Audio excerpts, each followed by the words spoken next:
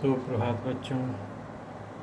मैं आज मुखलाल संस्कृत उपशास्त्री महाविद्यालय बंधु छपरा भोजपुर से ऑनलाइन क्लास के माध्यम से आप सबों को हिंदी व्याकरण में हिंदी की संधियाँ के बारे में जानकारी देने जा रहा हूँ।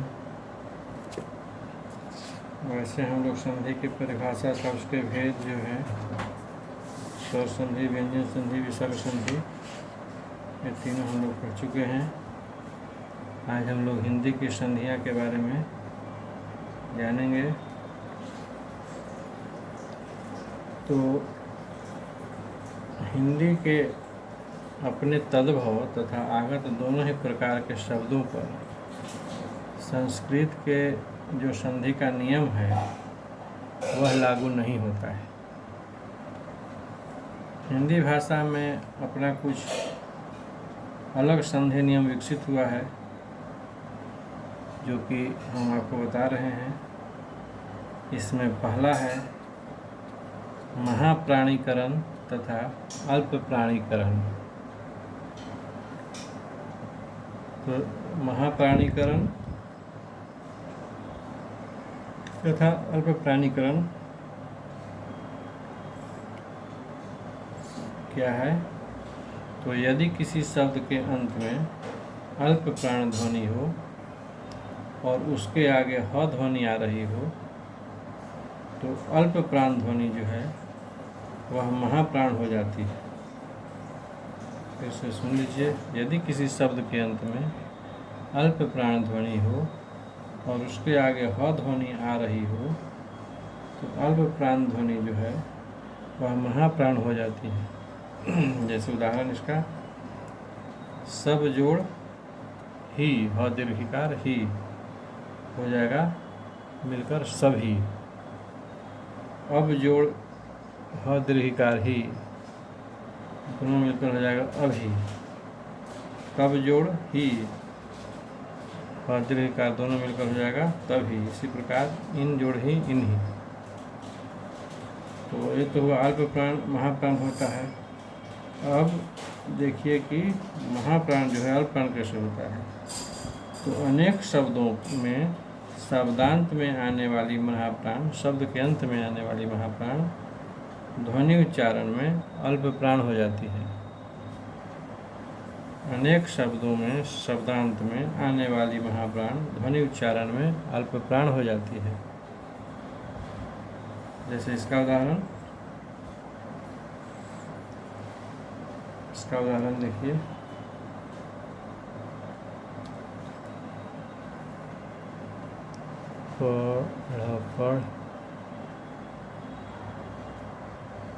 पढ़, कभी कभी हो जाएगा कभी कभी। दूध दूध हो जाएगा दूध दूध। छठा हो जाएगा छठा। तो ये जो है, ये सब जो है अल्प प्राण का उदाहरण है। शब्द के अंत में आने वाली महाप्राण ध्वनि जो है उच्चारण में अल्प प्राण हो जाती है। ये उसका उदाहरण है। अब दूसरा है, हिंदी की ध्वनियों में कुछ अपना जो हिंदी भाषा में संधि नियम विकसित हुआ, उसमें दूसरा जो है वह है लोप। लोप में भी दो भाग है। जैसे पहला है क्या, तो कभी कभी कुछ शब्दों में संधि होने पर किसी एक ध्वनि का लोप हो जाता है। फिर सुनिए, कभी कभी कुछ शब्दों में संधि होने पर किसी एक ध्वनि का लोप हो जाता है। जैसे ही जो है ह दीर्घिकार ही, इसमें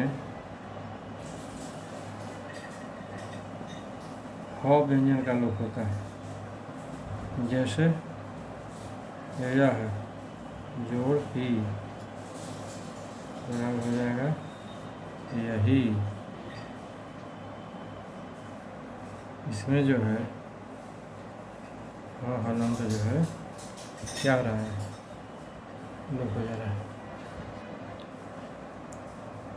तो इसी प्रकार किस जोड़ ह दीर्घिकार ही इसी होगा, वह जोड़ ह दीर्घिकार ही वही होगा, उस जोड़ ह दीर्घिकार ही उसी होगा। अब लोप में ही दूसरा है कि कभी कभी यह लोप दोनों शब्दों की ध्वनियों में भी हो सकता है। जैसे कहाँ जोड़ ही बराबर कहीं। उदाहरण कहाँ जोड़ ही बराबर कहीं। इसी प्रकार यहाँ जोड़ ही दीर्घ दीर्घिकार ही यहीं, वहाँ जोड़ ही वहीं। तो यहाँ पहले शब्द से आ स्वर का लोप तथा दूसरे से ह व्यंजन का लोप हो रहा है तथा पहले स्वर की अनुनासिकता दूसरे स्वर पर पहुँच जाती है।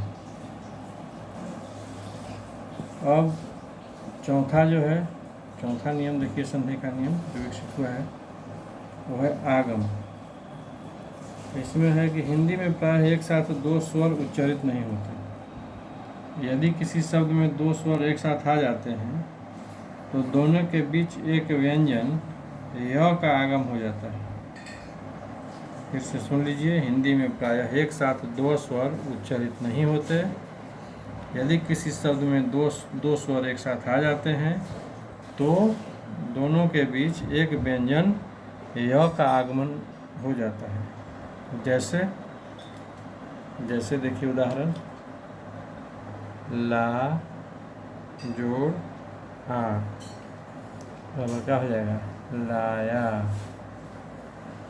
इसी प्रकार कवि जोड़ ओ कवियों, पी जोड़ आ पिया, और दीर्घिकार लड़की जोड़ ओ लड़कियों। तो यह है आगम का नियम। अब अगला है पांचवा ह्रस्वीकरण। अगला नियम में ह्रस्वीकरण है।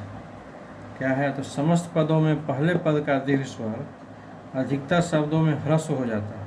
जैसे उदाहरण, फिर से पहले परिभाषा सुन लीजिए एक बार और जान लीजिए ह्रस्वीकरण का, कि समस्त पदों में पहले पद का दीर्घ स्वर अधिकतर शब्दों में ह्रस्व हो जाता है। जैसे हाथ जोड़ कड़ी, हथकड़ी।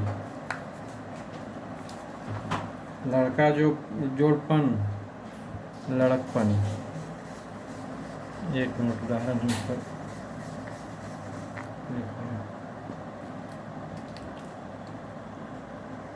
हाथ जोड़ कड़ी बराबर हथकड़ी। इसी प्रकार आधा जोड़ खीला, आधा जोड़ खीला बराबर अधखीला, खीला।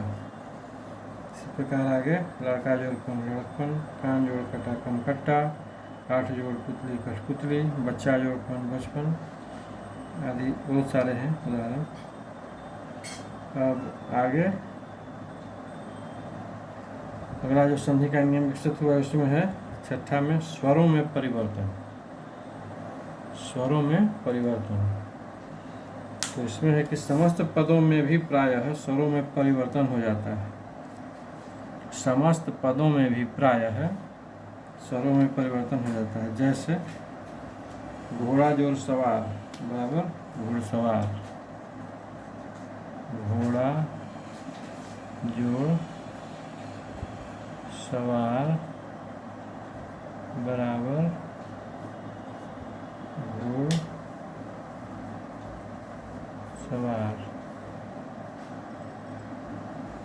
पानी जोड़ घाट, पानी जोड़ घाट बराबर पनघट। इसी प्रकार मोटा जोड़ पा, मोटा जोड़ पा बराबर मोटापा। इस प्रकार आगे जो है लोटा जोड़िया लुटिया, छोटा जोड़ भैया छुट भैया, लकड़ी जो हारा, लकड़हारा, ये सब उदाहरण हैं स्वरों में परिवर्तन के, जिसमें कि सभी पदों में ही प्राय स्वरों में परिवर्तन हो जाता है। तो ये सब हम लोग हिंदी की संधिया के बारे में जाने। इसमें हमेशा ध्यान देना है, जैसा कि पहले हम लोग हमने बताया कि हिंदी के अपने तद्भव तथागत दोनों ही प्रकार के शब्दों पर संस्कृत के संधि वाला जो नियम है वह लागू नहीं होता है। हिंदी में अपने कुछ संधि का जो नियम है वह विकसित हुआ है, जो बताए हम 6 को। इसमें पहला महाप्राणीकरण था, अल्प प्राणीकरण, दूसरा था लोप, दूसरा था महाप्राण ध्वनि उच्चारण और अल्प प्राण ध्वनि उच्चारण, तीसरा था लोप, चौथा था आगम, पांचवा था ह्रस्वीकरण और छठा था स्वरों में परिवर्तन। इसको उदाहरण सहित बताया गया। अब आप लोग थोड़ा सा संधि के बारे में खुद से अभ्यास कीजिएगा बताए गए अनुसार से। और आज का क्लास यहीं समाप्त होता है। शेष अगला चैप्टर अगले क्लास में आपको बताया जाएगा। तब तक के लिए शुभ दिन।